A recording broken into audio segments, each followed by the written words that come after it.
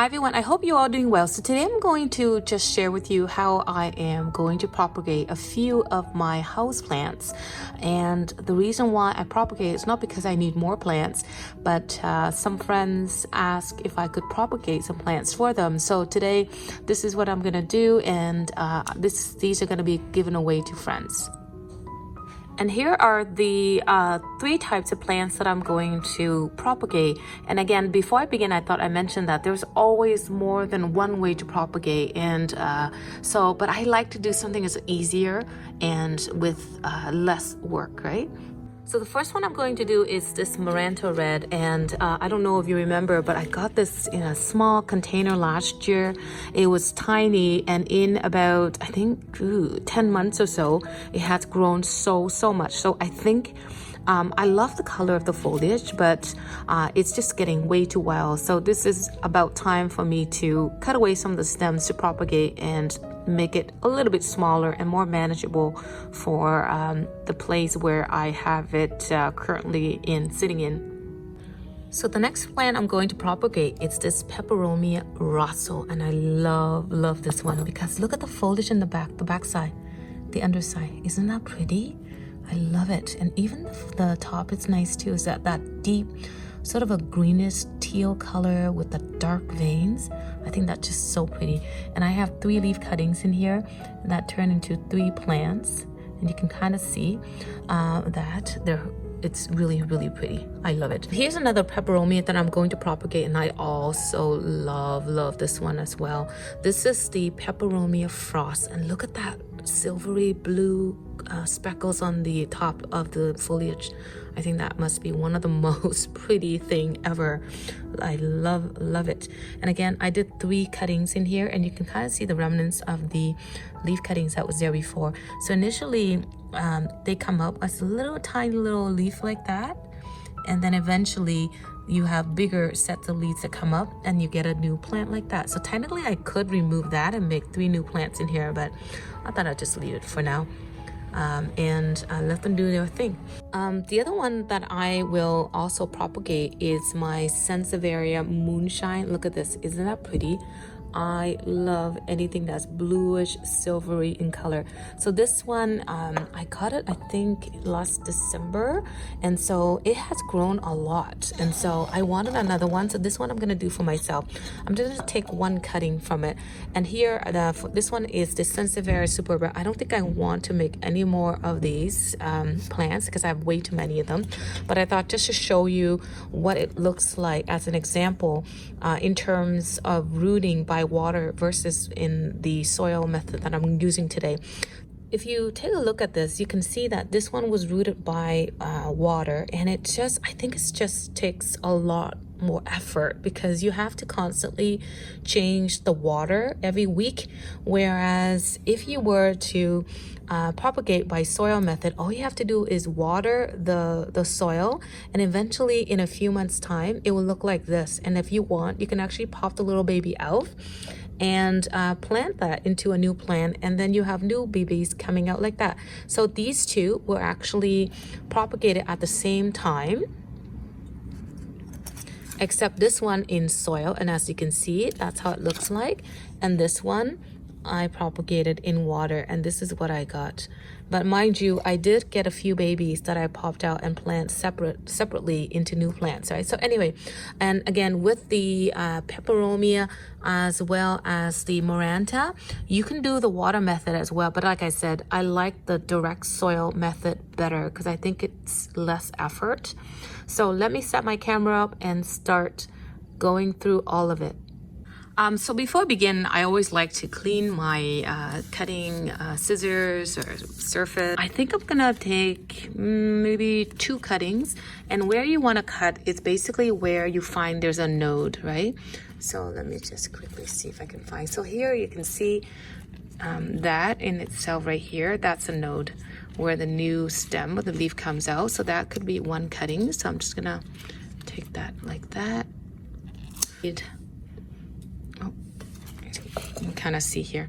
I think I need at least 3 cuttings per, or 2 cuttings per plant. So there's 2. I've got 2. I think I'll do maybe 2 more because, like I said, I want 2 cans for 2 friends that I have requested. I think I would do maybe a little tricky. Okay, I think I'm gonna do this one. There you go. I'll do 1 more cutting for this one. I think I'll do this one. Actually, no. I hope you can see all of this.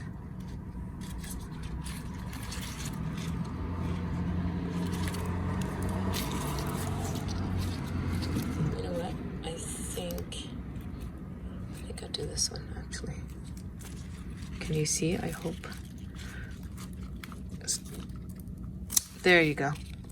So I got 4 cuttings, 1, 2, 3, 4, and as you can see, I try to get it so that that's where the node is.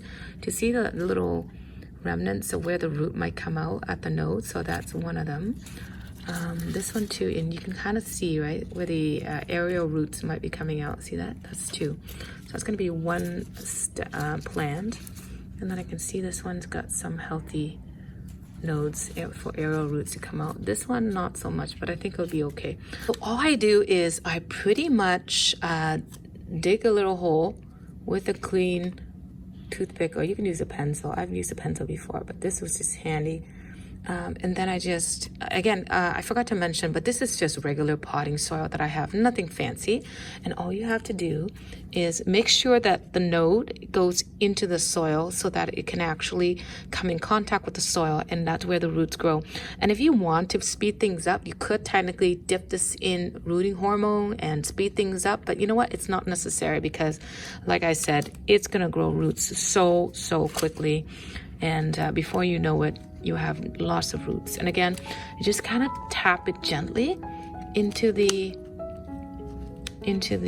soil, and there you go. There's 1 plant.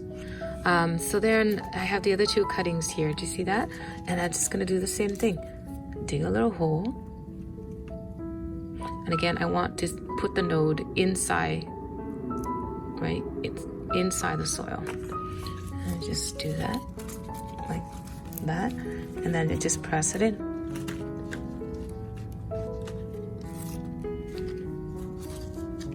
Like so. And then of course, make sure you water it in, and if I forget to mention, make sure you put this in an area where it does not come in contact with sunlight, because you want these to develop roots. So in like a north or east facing window is usually the best. So I like to root things in a north facing window where it just gets some light, natural light, but no direct sun.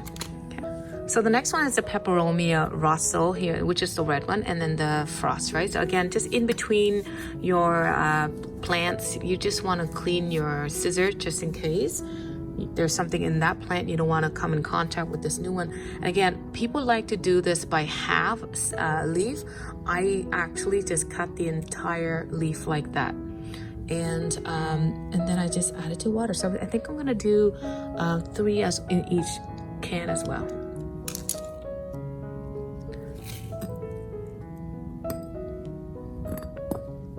So again, all you have to do is take the 3 leaf cuttings with the stem and everything. Let me just wipe this one as well. And then you just put that in there, and that's it. So make sure at least half of the leaf is submerged in the soil. So like that.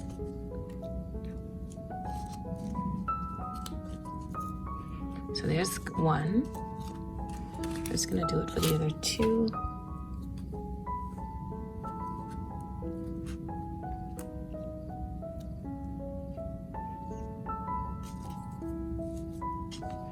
There's 2. And I'll do the 3rd one here.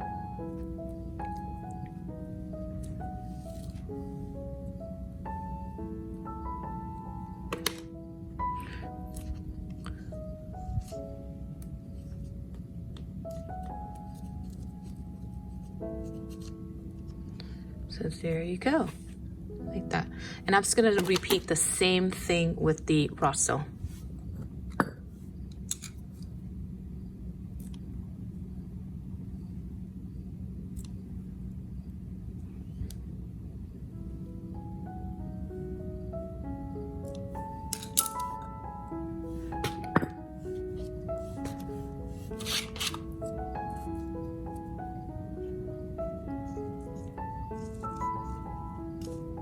It's just so satisfying to be able to see these from the moment you root until they become a plant like what I have over there. It's just really satisfying.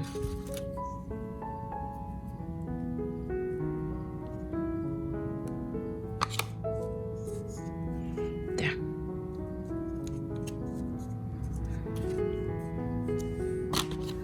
Then the last one, again, I'm just gonna wipe my scissor. The last one is gonna be the moonshine, and I think I'm just gonna cut this one. Do you see how this leaf here that's kind of sticking out? So I'm gonna cut that off. And you don't have to take the entire leaf. Like if you want, you can just take a half. So it doesn't matter how many or how much of the leaf you actually take. Like for example, like if you take a look at this one, this was actually just a half, right? I took, and then there was another half, and they will root fine. So all you have to do is take that leaf cutting, and then just gonna clean this off. You're gonna take that leaf cutting, and all you have to do is put it in the soil like so. And then just tap it until the soil comes in contact with the leaf. So like that, right?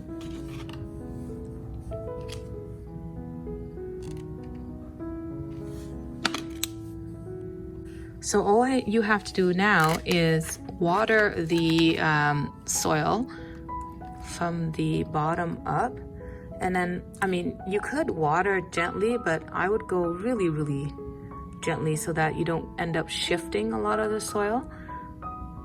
Now, the soil was already pre-moistened earlier, so that's why it's not going to sink and shift all that much. But if it was completely dry soil that you have in here, I would just water from the bottom and let it soak in as much. And then, like I said, you can water from the top now, just to make sure that everything is nice and moist, or do what I did, pre-moisten the soil, and that would prevent it from shifting a little bit. And so you can just keep on watering, and again, you can water it from below.